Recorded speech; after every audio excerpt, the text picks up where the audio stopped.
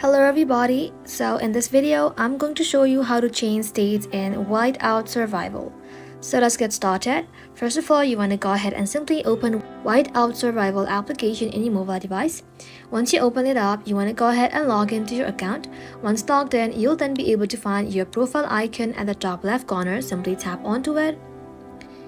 Inside here, simply tap on settings.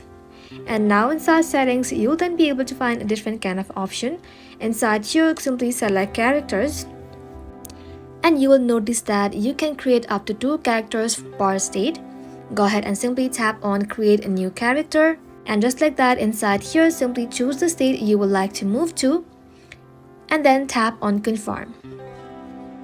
And just like that, you have successfully changed state in Whiteout Survival. Thank you all for watching the video till the very end and stay tuned until our next upload.